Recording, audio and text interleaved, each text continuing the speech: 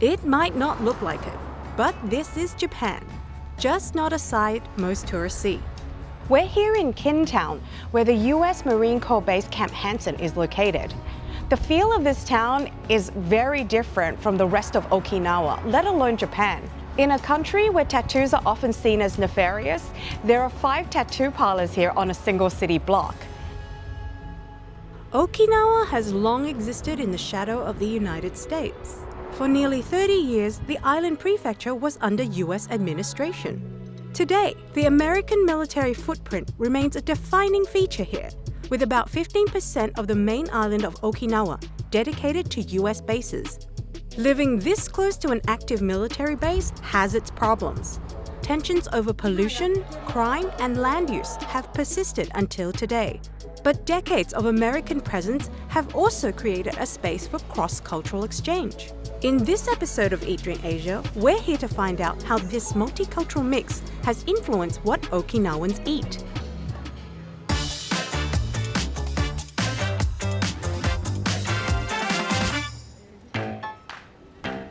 My first stop is the American Village. Opened in 1992, it is a shopping district modeled after the Seaport Park in San Diego, serving both Okinawans and American military families. Today, I'm meeting Yurika Smith, a local who teaches Japanese language and culture to active duty American soldiers based in Okinawa.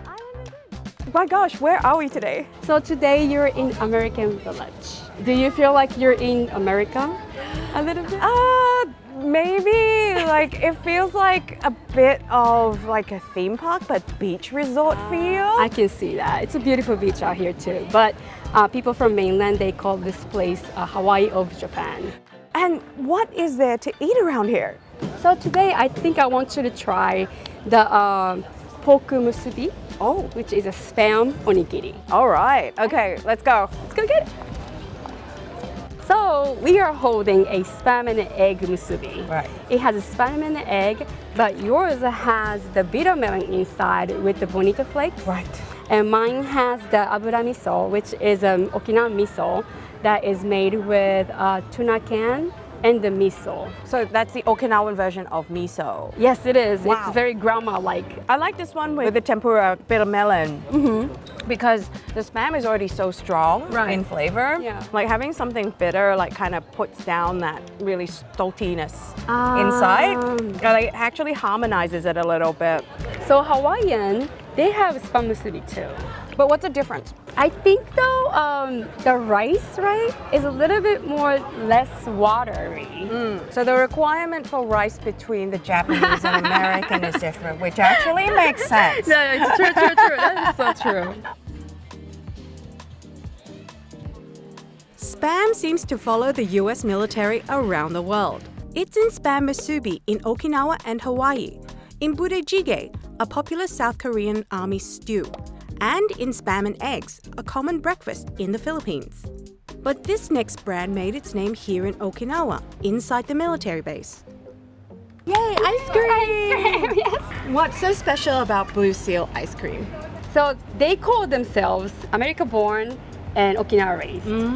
So it's uniquely Okinawa now, but back in the day they had a dairy farm. A dairy farm? Yes, in the US military base. That's how they came out to off base, to Okinawa side.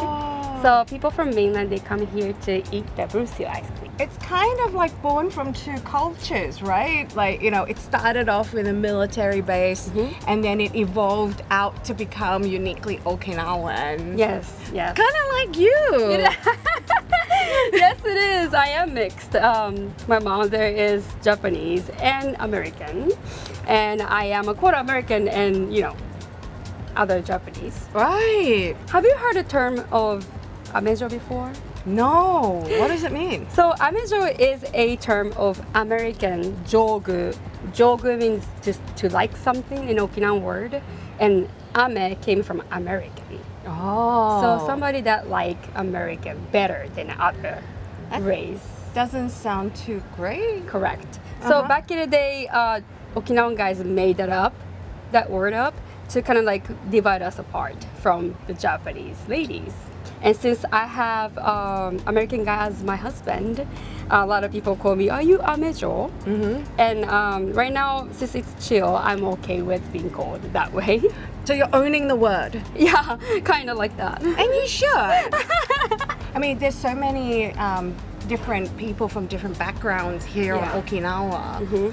To purposely shut out a group of people is actually quite discriminatory. It is, right? I'm so glad that you come to terms with that word. Yes. And it's like, you're owning it. Yeah, we're owning it.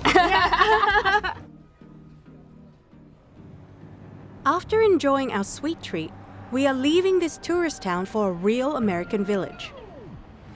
This is Kintown. 60% of its area is occupied by the US, the highest concentration in Okinawa. It is home to Marine Corps Base Camp Hansen.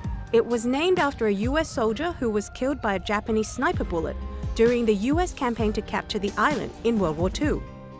Just a few blocks across from the base is the birthplace of a true American-Okinawan fusion classic, taco rice.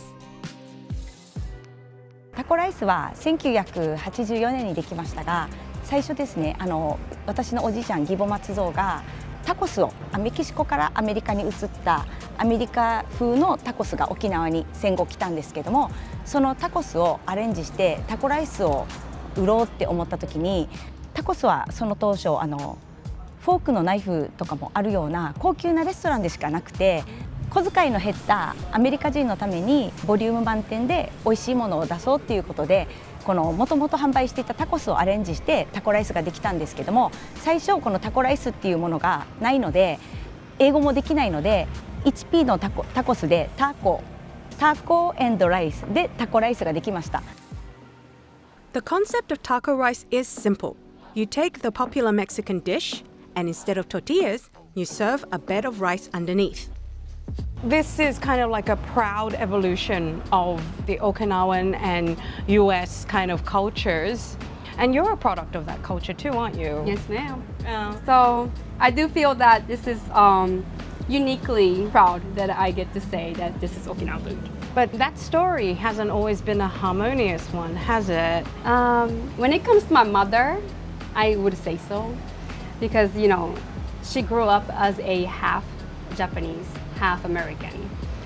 She didn't know her dad, so she could not speak English. So she had to go to the local school, which back in the day, a lot of Okinawan people did not like the Americans. So she would get like bullied.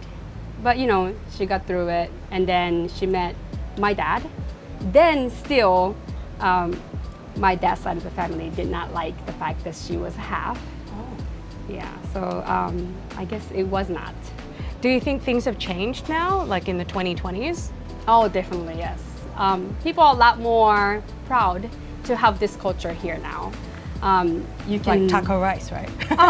taco rice too, taco rice, the music too, you know, the way we dress. We're all kind of like influenced by the American culture, which we're proud of. Is there any difference in the food on base and outside? Actually, yes. We have a lot of like fast foods that Japanese people off base we don't get to see. Like Popeyes, if you're familiar with Popeyes, Popeyes, Subway, Burger King, and stuff like that. Does it taste any different on base? I would say it's a lot more greasy. Even the guys on base, they tell me that McDonald's off base, it tastes a lot more healthier. So the ingredients for the fast food chains on base are all shipped in from the US? I believe so. Before 9/11, the security on base was a lot more chill. As in, if you knew somebody that worked on base, you get to go in there with them. The access to the food on base was a lot easier. Do you think maybe one day Okinawans and anyone that knows someone on base could walk in and try some authentic American fast food? That would be great. That would be great. Well, here's to emerging of cultures in the future. Yay! Itadakimasu. What do you do when a war-torn past and a difficult reality intertwine with who you love, what you eat, or even your own heritage? The answer is never simple. It is a delicate balance of resilience and coexistence. But one thing that is certain is that Okinawans have forged an identity that they are truly proud of. a culture as distinct as spam musubi or taco rice.